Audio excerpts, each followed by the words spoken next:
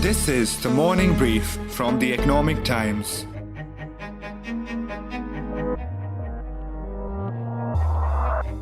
In the last 6 months, strange developments in the Wadia group have puzzled the corporate world. Jeh Wadia, the family's scion and heir apparent, has resigned from the boards of all its top companies, starting in March with the budget airline he had built, to most recently the conglomerate's flagship entity. Air was the first company where we saw him exiting, which came as a total surprise because he was the co-founder of the airline. Then later on, he also stepped down from Bombay Dyeing, and around mid-August, he stepped down from Bombay Burma, which is primarily a holding company for the group, and Britannia, the flagship company now. 4 exits. Jeh Wadia is practically out of his own $15 billion conglomerate. His first 2 pullouts from Go Airlines and Bombay Dyeing were announced by the Wadias as part of a larger plan to professionalize the companies while their promoters took a backseat. That was in March. In May, Go Airlines filed for an IPO. Wadia Group owned Air, which is their aviation business, has filed a DRHP with market regulator SEBI. Now, as far as the IPO size itself is concerned, the company intends to raise about 3,600 crore through this particular offer. Hidden in a small nook of the IPO filing, also called the draft red herring prospectus, was a stunning disclosure. It said Air could potentially pursue legal proceedings against Wadia, the man who had built and steered the airline for 17 years. This was over a claim that the brand Air and all trademarks used by the airline effectively belonged to him. The airline was rebranded almost overnight from Air to Go First. But almost everyone in the know sensed that the issues ran much deeper. For him to leave around the time when the IPO was being discussed was quite strange, that there was really something serious that is going on between the family members or the promoter family. There was a clear indication when the prospectus was filed with SEBI, wherein they said that the trademarks were transferred to a company which was closely held by Jeh Wadia. Air decided that they could probably challenge this transfer of the trademark rights. So that was when people could sense that there was really some trouble brewing and some differences within the family. That was my colleague Satish John, who's been tracking conglomerates for years. Industry watchers are now talking of seemingly irreconcilable differences between Jeh and his father, the fiery Wadia Group patriarch, often called the original corporate warrior, Nasli Wadia. Insiders say that behind the altercations is the senior Wadia's penchant for tight control over every inch of his business empire. Meanwhile, Jeh, it seems, is insistent upon a split in the family fortunes and wants to settle overseas. Sources in the company say that he has been in the UK since his exit in March.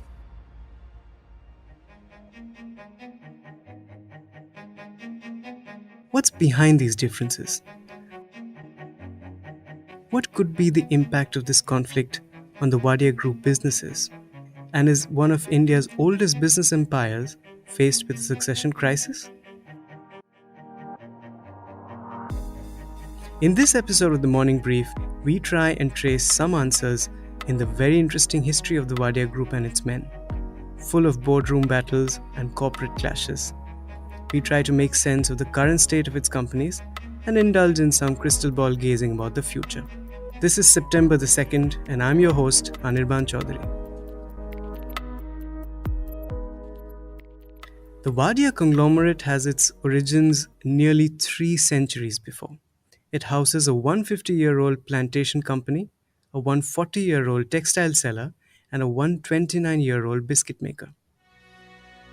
The surname Wadia in Gujarati means a maker of ships, and that's the first business it started with in the 19th century before moving to textiles. Ships made by the Wadias were used by the British Royal Navy to fight Napoleonic Wars.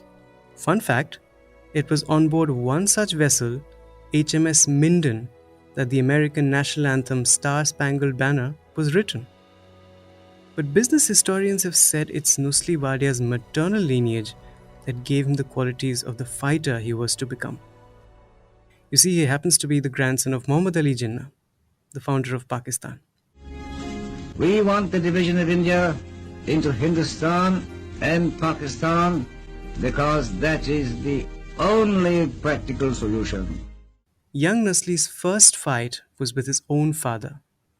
In 1971, fed up of high wealth taxes that the government was levying, Neville Wadia wanted to sell Bombay dyeing to Calcutta businessman R.P. Goenka and settle in Europe.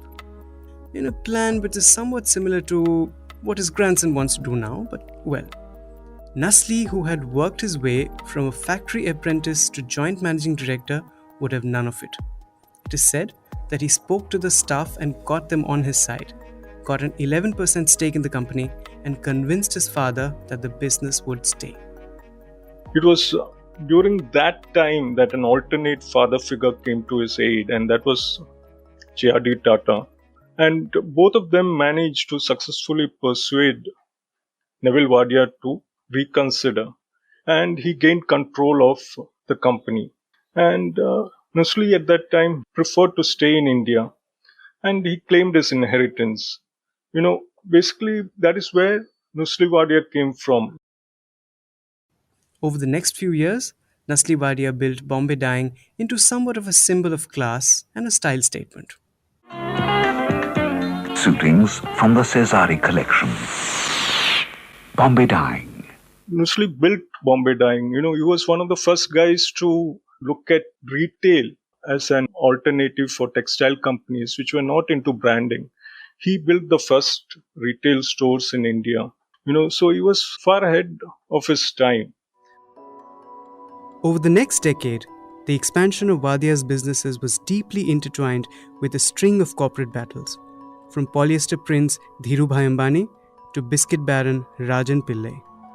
And then there was a final showdown with childhood friend and longtime associate Ratan Tata.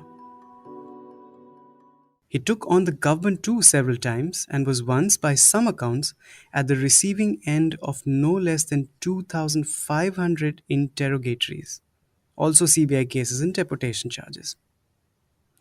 In the 1980s, Dhirubhai Ambani came at Wadia with a business that had rapidly grown to 9 times his size and with government connections to match. It was a fight for the polyester market and as bitter as they get. It entailed detective agencies, damaging media reports, furious lobbying, hiked import taxes, and overnight changes in government rules. Wadia eventually had to shut his raw material plant for the fabric. It was during that time that many of these companies like Orkay Silk Mills and even Nirlon, they couldn't stand to the aggressive competition and they had to shut shop during those days. So it was around that time that he tried to defend his company. Wadia gave a good fight. So they're right when they say, when he's got his back against the wall, the best comes out. Well, it's not a question of the best. You have no choice. Either you curl up and sort of die, or you get on and, face it. You have to get on and face it. That's the only choice you have. But while Reliance won, Wadia managed to protect himself. He had his polyester business. And while the company did not exactly flourish, he managed to expand his business. In 1993 came the big one. Wadia bought a stake in Britannia Industries from its previous owner Rajan Pillai in a staggering and bitter coup through a tie-up with Pillai's own French partner Danone. Later, Wadia also slapped various lawsuits on Danone, leading to its exit, leaving the company in its total control. Britannia, Britannia, Britannia, Britannia, Marie.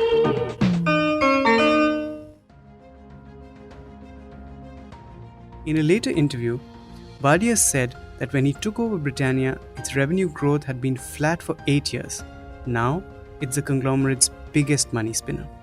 In 2016, Wadia supported Cyrus Mistry, Tata Sons' ousted chairman who was engaged in a bitter feud with Ratan Tata. Wadia has written to SEBI over the lapse of corporate governance in the Tata Group companies. Wadia was removed from the Tata Group boards. In retaliation, he filed defamation cases against Tata, which he later withdrew. He took the opposing side. He fought cases in the court. Some of them he lost, or most of them he lost. But again, that was a long-standing friendship that ended bitterly. He was always known as the corporate samurai because of the fights that he took up. His wife, Maureen, used to call him the crisis junkie. He's someone who picks up a fight. He's fairly resolute. He believes that he's in the right and he goes to the full extent, to defend himself. And that is how this personality is. Wadia groomed his sons Jeh and Ness, giving them top management positions in several companies and often rotating roles. For instance, Jeh was appointed as the joint managing director of Bombay Burma, while Ness was given a similar position in Bombay Dyeing. Then, they swapped positions. People who know the family say Jeh inherited more of his father's traits than Ness did. Jeh Wadia had this independent streak, that same independent streak that his father possessed when he was young. So I remember when we once went to interview Jeh Wadia, so the interview stretched for some time, and there was probably another meeting where his presence was needed. There was a office boy who came with a note, and Wadia, while speaking, just glanced at the note and kept it away. Then after 5 minutes, Ness came to the door and told him that people are waiting for you. Dad is waiting for you. And he nodded his head and continued to speak. And later on, again, after 5 minutes, the chairman, Nusri Wadia, and he said, "What is taking you so long?" It was more of a growl than anything else, and he left immediately. But he was in no mood to let us go. So he had that streak or, kind of a rebellious streak. Jeh diversified the family business into the aviation sector by launching Go Air. He was also active in Bombay Dyeing, which in the last 10 years has entered into the real estate market. But both companies have fared moderately. Go Air, which started operations in 2005, never expanded at the rate of its peers Indigo or SpiceJet. In an industry of 6 to 7 airlines, its market share mostly remained around 10% or lower. As of July 2021, it fell to 6.8%. The airline has always seen frequent exits at the top level, often due to disagreements with the promoters. At least 5 CEOs left the airline in as many years from 2015. Critical positions have been left vacant for months. In FY20, Go plunged into its first loss in a decade of Rs 1,279 crore compared to a profit of Rs 123 crore the previous year. Of course, COVID, further exacerbated the situation for them. And in that sense, even the most profitable companies, in the world, whether it was Delta in the US or even Indigo, were making losses during this period. In the last year, the airline has grounded planes and laid off a chunk of its employees. It has tried unsuccessfully to raise debt and been left with the sole option of a public share issue to raise funds. Insiders say there have been frequent disagreements between father and son on the running of the airline, its purchase and maintenance contracts, and an anchor investor whose name was suggested and then turned down. Bombay Dyeing, which now also has a real estate business, posted its decade highest net loss in FY21. Its net worth, steadily depleting for 10 years, was also pushed into negative territory for the first time.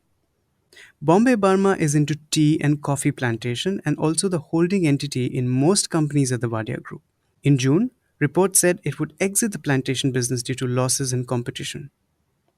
Then there is National Peroxide, the smallest company in size.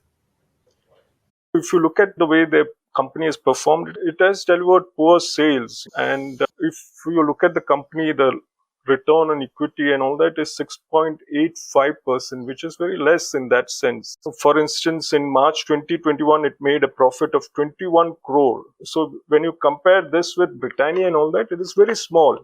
The same goes with Bombay Dyeing. If you look at its peers, if you look at Aditya Birla Fashions or Trent, with the West Side, or even Arvind Limited, this company has kind of underperformed its peers. So Bombay Dyeing, National Peroxide, these are companies where the peers have kind of overtaken them by a distance. In comparison, Britannia, which has always been run quite independently by a professional management team, has done exceedingly well. Its net profit has grown at a CAGR of 20% in the last 5 years. Its market capitalization of over rupees 96,000 crore is 87% of the combined market cap of all Wadia Group listed companies. Seen another way, it's more than 8 times that of the market cap of its other listed entities. आपकी दुआओं से ही हम 100 साल के हुए हैं। शुक्रिया। 100 years of Britannia. The Wadia Group's trajectory has reached a point where questions of succession are becoming critical. Nusli Wadia is in his 70s. While still very much in control, he may have to pass on the baton soon. With Jay's exit, the alternative is his elder brother Ness. Apart from being the chairman of National Peroxide, he is most well known as the owner of an IPL cricket team. In 2019, he was in the news after being caught in possession of contraband substances. The Financial Times has reported that Indian businessman Jeh Wadia has been handed a 2-year suspended jail term for drug possession. So, between the two brothers, Ness and Jeh Wadia was more hands-on. He was interested, passionate about the businesses that he used to run. And Ness seemed to be more, I would say, a happy-go-lucky sort of a person. We could see him at the auctions for cricketers. So this is something that he was known to do. But in the corporate boardroom, unlike his father Nusli or Jeh Wadia, he preferred to be more hands-on in activities which had little to do with business in that sense. So there is certainly an issue on succession. To be sure, the issue of family disagreements and succession isn't limited to the Wadias alone. Dr. Mita Dixit, an expert consultant on Indian business families, tells us. When there are two generations coming and working together, there are bound to be frictions. There are bound to be clashes. We have seen it in Kirloskar families or Munjal families. The base or the core of the challenges or the conflict would be aspirations would differ and communication may not be complete as it should be. Maybe the answer for the Wadias lies in going the way of Britannia? Many families say, or the promoters rather, say Mr. Harsh Mariwala or Mr. Azim Premji, their younger generation, their successors are not taking up or going to take up his position probably because Mr. Harsh Mariwala has completely professionalized his management and his board. Mr. Azim Premji's board is professionalized. Say that has happened with, say, even with Dabur Group, where Burmans are not in any day-to-day management roles. We have seen it in case of Tata Group. They have also gone through succession planning challenges and they have managed to get it through with non-family leaders in the business. And then, of course, there is always the possibility of a reconciliation. The family is also seen to be very close. When Ness had this episode in Japan, at that time, I believe both Nusli Wadia and Jeh Wadia tried their best to free Ness from Japan. That showed that they were very thick in that sense, when during times of difficulty and all that, they would stay together. So this is something we may see how it pans out, whether Jay is now the prodigal son, he would like that story, he would be welcomed back after a point, or maybe his children his son would be got onto the board. We will have to wait and see.